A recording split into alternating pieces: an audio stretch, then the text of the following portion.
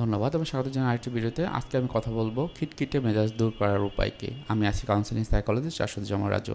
আপনি যদি আমার চ্যানেল নতুন হয়ে থাকেন, আশা করি আমার চ্যানেলটি সাবস্ক্রাইব করবেন এবং যে কোনো ধরনের প্রশ্ন থাকলে কমেন্টে জানাবেন। খিটখিটে মেজাজ অনেক কারণেই হয়ে থাকে। বেশিরভাগ ক্ষেত্রে আমরা দেখেছি যে পিটিএসডি বা পোস্ট ট্রমেটিক স্ট্রেস ডিসঅর্ডার রয়েছে, অথবা তার যে চাওয়া পাওয়া সেটি পূরণ হচ্ছে না, অথবা নিয়মিত বিভিন্ন অ্যাবসিভ ঘটনার ভিতর দিয়ে যাচ্ছে, অথবা অনেক মানসিক যে প্রেশার বা মানসিক টেনশনের ভিতর দিয়ে যেতে হচ্ছে। এর মাধ্যমেই যখন কাউকে বলতে পারে না, তখন মেজাজটা খিটখিটে হয়, অনেকের সাথে ভালো ব্যবহার করতে পারে না। তাহলে কীভাবে খিটখিটে মেজাজ দূর করবেন সেটি সম্পর্কে আমি বলি। প্রথমেই যদি বলি যে ইনগেজ ইন ফিজিক্যাল অ্যাক্টিভিটি। অনেক ক্ষেত্রে দেখা যায় যে এই যে ফিজিক্যাল অ্যাক্টিভিটি, হয়তো বা আপনি হচ্ছে যে ওয়াকিং করছেন, অথবা বিভিন্ন রকমের জিমে যে ব্যায়াম করছেন, অথবা ইয়োগা করছেন, এর ভিতরে কী হবে, আপনার যে আমরা বলি যে এটা অ্যান্ড্রোফিন নামে যে হরমোন আছে সেটি লুজ করে, এবং যার প্রেক্ষিতে আপনি ন্যাচারালি বুস্টিং হন এবং আপনার মুডটা ভালো থাকে। এছাড়া আপনি মেডিটেশন করতে পারেন, যেটা হলো যে আপনি দেখবেন যে আপনার মেডিটেশনের মাধ্যমে আপনার ব্রেনের ভিতরে আমরা বলি বিভিন্ন রকমের নিউরো ট্রান্সমিটার রয়েছে, হয়তো বা ডোপামিন, অ্যাড্রিনালিন, নন এপিনেফ্রিন, হ্যাঁ, সেরোটোনিন, এই যে কর্টিসল, এই হরমোনগুলো কিন্তু নিঃসরণ হবে, একটা ব্যালেন্স তৈরি করে। সুতরাং মাইন্ডফুলনেস মেডিটেশন আপনারা অবশ্যই প্র্যাকটিস করতে পারেন। এবং এছাড়াও রিল্যাক্সেশন এক্সারসাইজ বিভিন্ন রকম রয়েছে, হয়তো বা ব্রিদিং এক্সারসাইজ বা শ্বাসের ব্যায়াম রয়েছে, সেগুলো করতে পারেন। আমরা বলি যে আপনি একটু প্রতিদিন একটু একটু একটু করে অন্তত হাঁটেন। একবারে আপনি অনেক বেশি হাঁটতে পারবেন না হয়তো বা, কিন্তু সেটা সম্ভব না হয়। অল্প অল্প করে হাঁটার অভ্যাস করেন। অথবা একটা বন্ধু থাকতে পারে যার সাথে প্রতিদিন একটু দেখা করলেন, একটু সকালবেলায় মিট করলেন একটা জায়গাতে মাঝামাঝি। এটাও কিন্তু আপনাদের দেখবেন যে আপনার খিটখিটে মেজাজটা একটু দূর করবে। তারপর আমরা বলি যে স্পেন্ড টাইম ইন নেচার, অর্থাৎ আপনি একটু প্রকৃতিকে দেখলেন। আমরা প্রকৃতিকে দেখি বা প্রকৃতির ভিতর দিয়ে যাই, কিন্তু প্রকৃতির যে একটা পাতার সাথে যে একটা সৌন্দর্য আছে, তার শাখা পোশাকা, সেটাকে কখনো লক্ষ্য করেছে? হয়তো বা আমি একটা প্রাণী দেখছি দৌড়ে যাচ্ছে, কিন্তু তার ভিতরে যে একটা সৌন্দর্য আসে, সেটা কি আমরা কখনো লক্ষ্য করেছি? করতে পারিও না কিন্তু অনেক সময়। সুতরাং এটা একটু দেখার চেষ্টা করেন, মাইন্ডফুল থাকার চেষ্টা করেন। একটু বাইরে বের হওয়া, অন্যান্য যারা আছে সেগুলো দেখা। আপনি যদি একটু একটা ফোঁটা একটা একটা পানিও দেখেন, দেখবেন যে ওখানে ওই ফোঁটা পানির ভিতরে একটা সৌন্দর্য রয়েছে, সেটাকে একটু এক্সপ্লোর করতে পারেন। এগুলো আপনার মুডকে বুস্ট করবে। তারপর যেটা হয় যে connect with your love tonnes, অর্থাৎ আপনি যাকে ভালোবাসেন বা যাকে পছন্দ করে তার সাথে একটু কানেকশন রাখুন।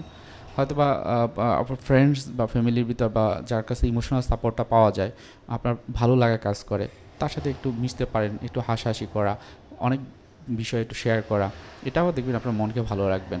তারপর আমি বলি যে লিসেন মিউজিক।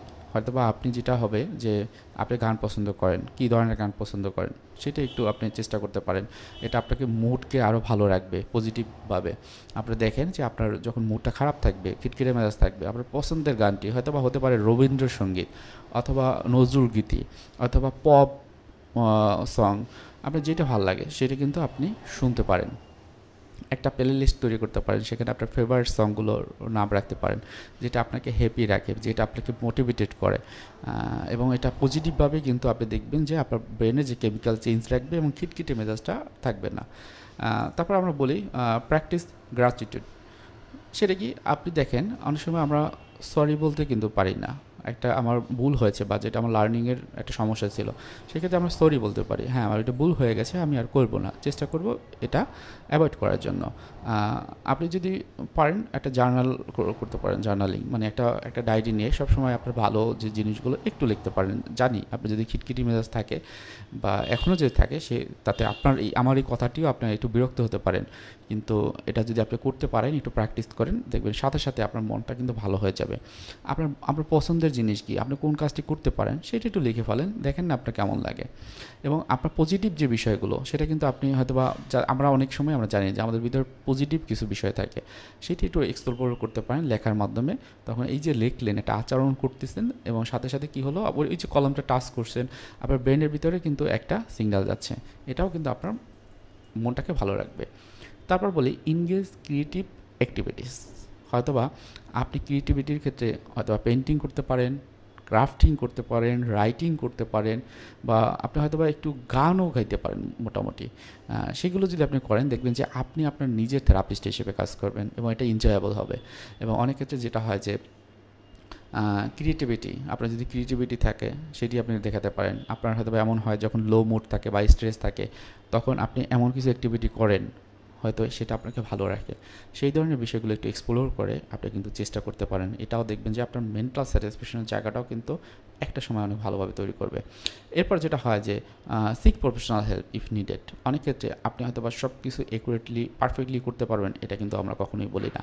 তো আপনার হয়তো বা স্যাড মুড বা আপনার মুডটা সবসময় খারাপ থাকে, সেক্ষেত্রে আপনি কী করবেন, আপনি একটু প্রফেশনাল হেল্পটা নিতে পারেন। হয়তো বা কাউন্সেলিং সাইকোলজিস্ট বা ক্লিনিক্যাল সাইকোলজিস্টের কাছে যেতে পারেন, বা অন্য কোনো থেরাপিস্টের কাছে গেলেও দেখবেন আপনি যখন কাউন্সেলিং করাবেন হয়তো বা 2, 3 বা 5টা সেশনই আপনার ভালো লাগা কাজ করবে। এরপর আপনার ইস্যুগুলো যদি শেয়ার করেন, তখন আপনি আপনার জায়গা থেকে দেখবেন আস্তে আস্তে এগুলো থেকে হিলিং হচ্ছে, আপনার মনটা ভালো থাকছে। এবং প্রফেশনাল হেল্প নিতে পারেন। খুব বেশি প্রবলেম হলে একজন সাইকিয়াট্রিস্টের কাছেও যেতে পারেন, আপনার কাছাকাছি যে আছেন। আমি সবসময় একজন সাইকিয়াট্রিস্টের কথা বলি এই কারণে, কারণ ঢাকাতে যারা থাকেন তারা প্রফেশনাল ক্লিনিক্যাল কাউন্সেলিং সাইকোলজিস্ট পান, কিন্তু ঢাকার বাইরে যারা তারা কিন্তু এই সাপোর্টটা পান না। হয়তো মেডিকেল যে সরকারি মেডিকেল রয়েছে সেখানে সাইকিয়াট্রি ডিপার্টমেন্ট রয়েছে, সেখানে সাইকিয়াট্রিস্টরা থাকেন, অনেকে কাউন্সেলিং প্র্যাকটিসও করেন। তবে সবচেয়ে ভালো হয় একজন কাউন্সেলিং সাইকোলজিস্টের কাছ থেকেই কাউন্সেলিংটা নেওয়া। এরপর যেটা হয় যে মেইনটেন হেলথি লাইফস্টাইল খুবই গুরুত্বপূর্ণ। আপনার লাইফস্টাইলে যদি চেঞ্জ হয় অথবা দিনের ঘুম রাতে দিতে পারেন না, রাতে সজাগ থাকে বিভিন্ন রকমের চিন্তা ভাবনা করেন, সেটা না করে দিনে না ঘুমিয়ে বিভিন্ন অ্যাক্টিভিটির সাথে এনগেজ রাখা, কখনো বিছানায় না থাকা বা রাতের বেলা আপনার যে ঘুমের সময় সেটিকে অবশ্যই করা, খাওয়া দাওয়ার ক্ষেত্রে ফ্রুটস খাওয়া, ভেজিটেবল খাওয়া এবং অন্যান্য যে পুষ্টিকর যে খাবারগুলো, প্রোটিনের খাবারগুলো সেটি আপনি খেতে পারেন।